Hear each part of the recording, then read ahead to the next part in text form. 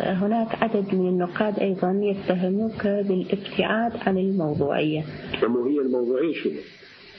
الموضوعية معناها بعض النقاد يعتقدون أن تكون موضوعيا يجب أن تكون متحيزا لمبدأ من المبادئ لكي تكون موضوعية، والآخرين يعتقدون الموضوعية أن تكون مجردا من أي عاطفة أو تحيز. طبعا ما تقصدون بالموضوعية، من حيث المفهوم الثاني الموضوعية أن لا تكون متحيزا وذا عاطفة لأي مبدأ من المبادئ، هذا نسميه موضوعية في الدراسة. أنا حاولت أن أكون كذلك، طبعا أكون ناس كثيرين ما يرضون عني. لا، مثلا يقال بأن كتبك مثلا تعتمد على رواة يجوز غير موثوق بهم هالرواة. تلتقي بشخص ما تسأله عن قضية معينة وحادثة قديمة يحكي لك وتدون رأسا بدون ما ترجع إلى وثائق، بدون ما تتأكد من هذا القول. هذا الناقد كيف تنقلين؟ أنت تنقلين ولا ناقد؟ نقاد. نعم. أنا أوجه كلمتي للنقاد مو إليك طبعا تسمحين.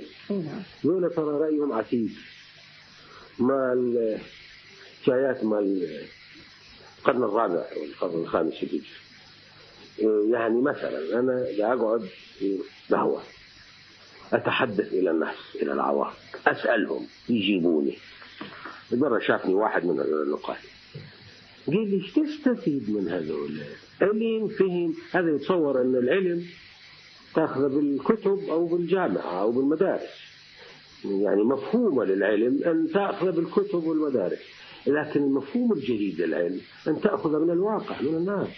يعني أنا لما أقعد في مقهى أو في أي مكان في الشارع وأستفهم من الناس من عامة الناس، هو هذا العلم. ليش؟ يعني أنت تقولين هذا تستفيد من هذا العامي اللي يتحدث إليه، إنما مولانا هو هذا اللي يمثل القطاع الأكبر من المجتمع.